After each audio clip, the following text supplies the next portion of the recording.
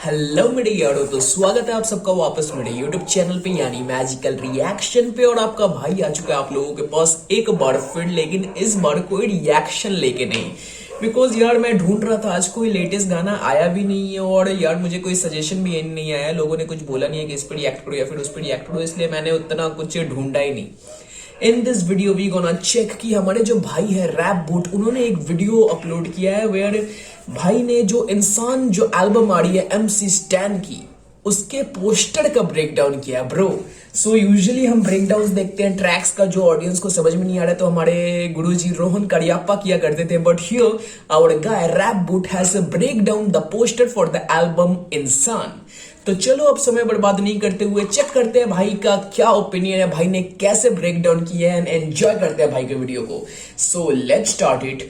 Boom. शाम के 7:45 हो रहे थे और MC स्टैन ने अपने इंस्टाग्राम पे एक स्टोरी पोस्ट किया। उन्होंने लिखा #hypecheck इंसान और एक लड़के की भागने की इमोजी डाली जो सेम उनके इंस्टाग्राम बायो में भी है। टॉप राइट कॉर्नर पे लिखा हुआ था OTW which means on the way। और MC स्टैन बोल रहे थे I thought that I told you something। बिस्मिल्लाह करूं क्या। और उन्होंने साथ में एक पोल डाला हुआ था 8 PM और 9 PM का, और ऑब्वियसली बात है मैक्सिमम लोगों ने 8 PM पे वोट किया। Exactly। इस स्टोरी से साफ पता चल रहा था कि MC स्टैन जो है वो जैसे ही मांगो कब चाहिए, जो लेटेस्ट टाइम होगा सब उस पे ही बोलेंगे भाई जल्द से जल्द भेजो। एंड टॉकिंग अबाउट वो बायो में जो बंदा भाग रहा है उसके बारे में भी काफी बात हो रही थी, काफी लोगों ने काफी कुछ बोल रहे थे कि धीरे धीरे वो बंदा करीब आ रहा है, जैसे ही एकदम करीब आ जाएगा वैसे ही पहला ट्रैक ड्रॉप हो जाएगा। तो चेक करते हैं, शायद वैसा ही कुछ हो, वही कॉन्सेप्ट हो शायद MC स्टैन का। चलो अपने एल्बम से रिलेटेड कुछ बड़ी अनाउंसमेंट करने वाले हैं। और ठीक 8 बजे MC stand drop the official poster of his upcoming album इंसान।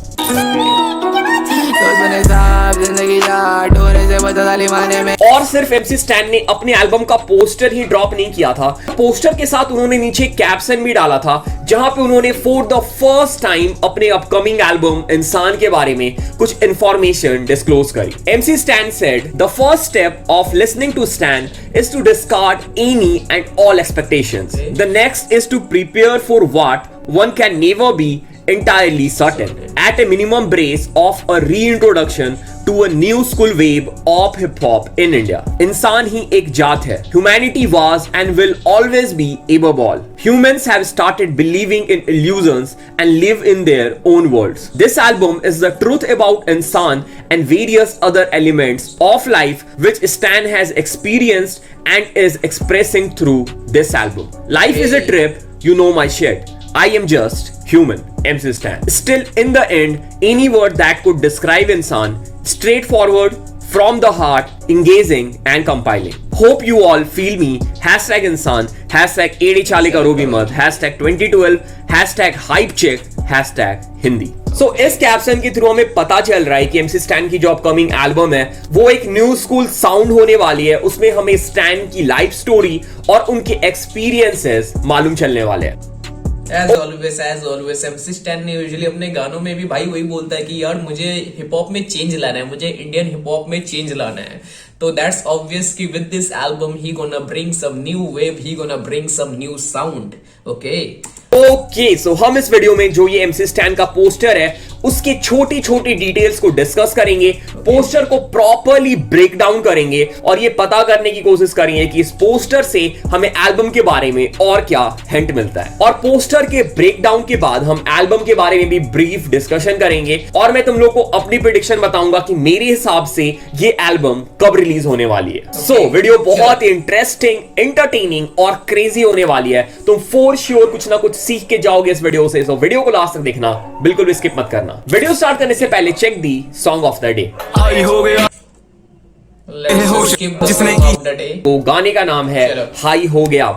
गाने का नाम है हाई हो गया। अगर आपको अच्छा लगे तो आप भाई के चैनल पे जाओ, रैप बूट भाई के चैनल पे डिस्क्रिप्शन के अंदर भाई ने लिंक डाला होगा, तो आपको अगर सुनना है तो आप वहां से सुन लेना। लेकिन अभी हमें नहीं सुनना है, हमें फोकस करना है भाई कैसे ब्रेक डाउन करते हैं पोस्टर को। चलो कमेंट में जाके ड्रॉप कर देना तुम रैप बॉट के चैनल से आए हो। रैप बॉट ने भाई को ढेर सारा प्यार भेजा है, भाई ने बहुत सही काम किया है, जाओ भाई को सपोर्ट करो।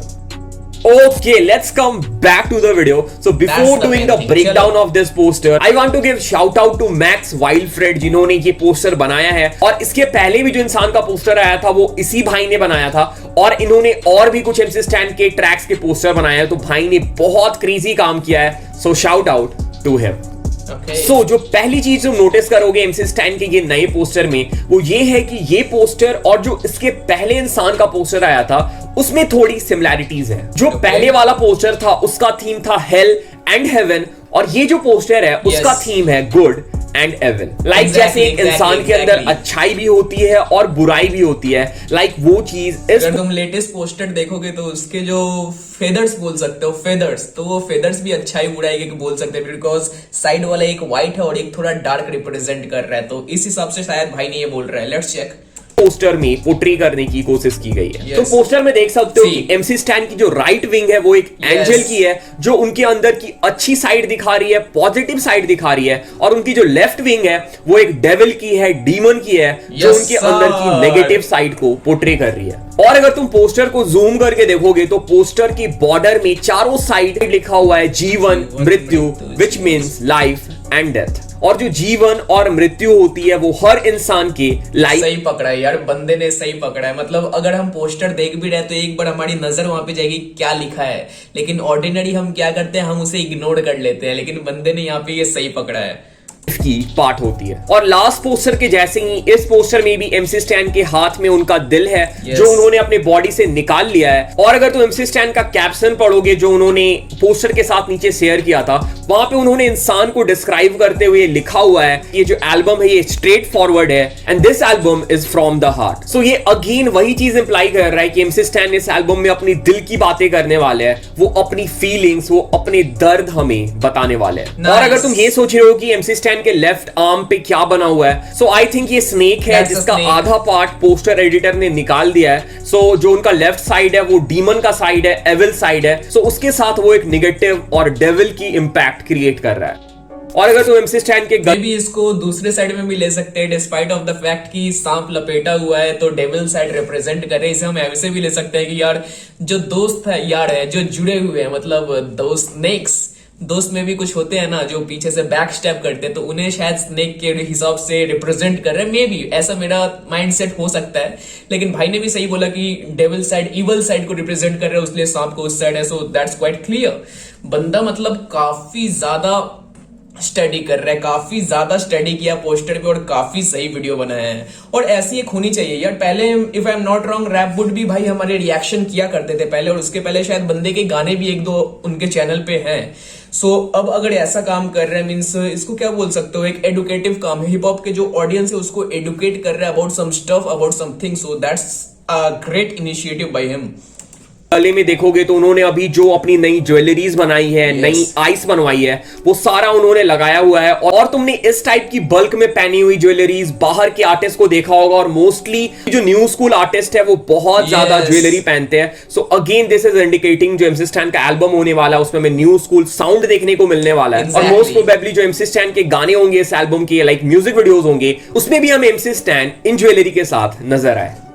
और अगर तुम MC Stan के बैकग्राउंड को जूम करके देखोगे तो पीछे ग्रेवयार्ड है, और जहां पे ग्रेवयार्ड होती है, डेड बॉडीज होती है। शाबाश शाबाश, मैंने भी पोस्टर देखा था यार, लेकिन कसम से बोलूं मेरा ध्यान नहीं गया था पीछे वो ग्रेवयार्ड की तरफ, मेरा ध्यान गया ही नहीं था। Good observation bro, good observation. के ऊपर तुम्हें ईगल्स देखने को मिलते हैं, दैट्स व्हाई पोस्टर में ईगल यूज किया गया है। और पीछे जो ग्रेवयार्ड है वहां पे डेड बॉडीज से हमें सोल भी निकलते हुए पीछे ये मैंने नोटिस और अगर किया तुम नीचे जूम करोगे तो नीचे से कुछ हाथ निकलते हुए नजर आ रही है, जो कि अगेन लास्ट पोस्टर में ही सेम ऐसी ही निकल रही थी, जो कि हेल का इफेक्ट क्रिएट करने के लिए यूज किया गया था। सो आई थिंक यहां पे भी जो पोस्टर मेकर है उन्होंने हेल का इफेक्ट क्रिएट किया है, या फिर जो ग्रेवयार्ड है उसके इफेक्ट को इनहेंस करने के लिए हैंड्स को यूज किया है। और आखिरी चीज जो तुम नोटिस करोगे इस पोस्टर में, अगर तुम MC Stan का जो कूल सा हेयर स्टाइल है उसके पीछे जूम करके देखोगे तो एक सर्कल सा बना हुआ है जिसके पीछे एंशिएंट स्क्रिप्ट लैंग्वेज में कुछ लिखा हुआ है। सो मैंने इससे रिलेटेड इंटरनेट पे सर्च किया कि ये क्या हो सकता है। So there is a two possibility. पहली तो ये है कि जो पोस्टर मेकर है उन्होंने स्पेस को फिल करने के लिए, जो बैकग्राउंड में स्पेस बच रहा है, खाली स्पेस, उसको फिल करने के लिए ये यूज किया है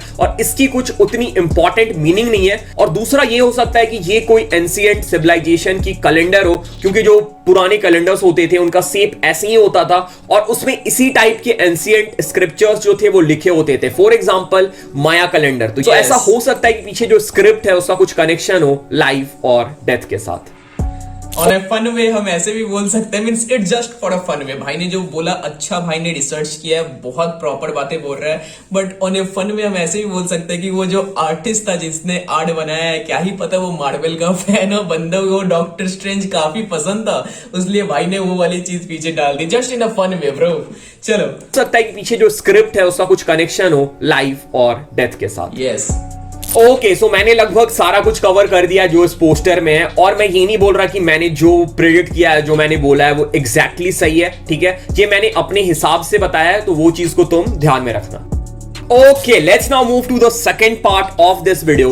इस एल्बम से हम क्या एक्सपेक्ट कर सकते हैं और ये एल्बम कब रिलीज होने वाला है। सो रिलीज बताओ यार, रिलीज बताओ। ये मतलब ये जो बात है ना, रिलीज डेट, इसको लेके मतलब कोई भी श्योर नहीं है। सब उस बंदे को देख रहे हैं कि वो बंदा दौड़ दौड़ के बायो में, मतलब MC स्टैन के बायो में जो बंदा है वो दौड़ दौड़ के कब पहुंचेगा कि कोई गाना रिलीज हो। तो रिलीज डेट बोलना तो काफी ज्यादा जरूरी है। और इस एल्बम के लिए मेरे भाई इतनी ज्यादा हाइप क्रिएट हो चुकी है ना, काफी ज्यादा। मुझे याद नहीं कि रिसेंट टाइम में किसी चीज के लिए इतनी ज्यादा हाइप कब क्रिएट हुई थी। वो जो अभी जो लफड़ा हुआ थोड़ी देर पहले, वो बीफ में तो हाइप क्रिएट हो ही जाती है, लेकिन किसी एल्बम के लिए इतनी ज्यादा हाइप कब क्रिएट हुई थी। तो चलो अब देखते हैं भाई का क्या प्रेडिक्शन है। जैसे MC स्टैन ने अपने इंस्टाग्राम के कैप्शन में लिख दिया था, ये जो एल्बम है ये एक न्यू स्कूल वेव लेके आने वाली है। लाइक इसमें जो सारे गाने हैं वो न्यू स्कूल साउंड में होने वाले हैं। और अगर तुम लोगों ने अभी इक्का का जो रीसेंट ट्रैक आया है वो सुना है, तो वो ट्रैक जो है वो MC स्टैन के एल्बम में पहले होने वाला था, पर इक्का ने उसे बाद में अपने एल्बम में डाल दिया। तो तुम इस चीज से आइडिया लगा सकते हो कि जो भी आर्टिस्ट इसमें फीचर करने वाले हैं, फॉर एग्जाम्पल इक्का, रफ्तार और भी बहुत सारे आर्टिस्ट हैं, तो बहुत ज्यादा चांसेस है कि उन आर्टिस्ट के जो वर्स है वो भी हमें थोड़े न्यू स्कूल वाइब में देखने को मिलेंगे।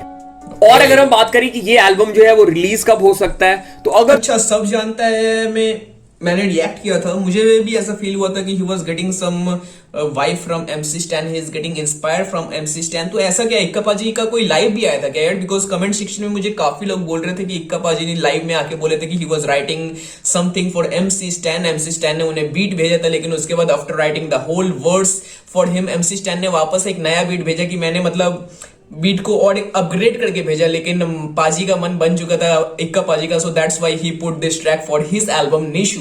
तो ऐसा कुछ सीन है क्या? मैं अभी भी कंफ्यूज हूं, बिकॉज मुझे ज्यादा आइडिया नहीं है, इंस्टाग्राम में ज्यादा यूज करता नहीं हूं।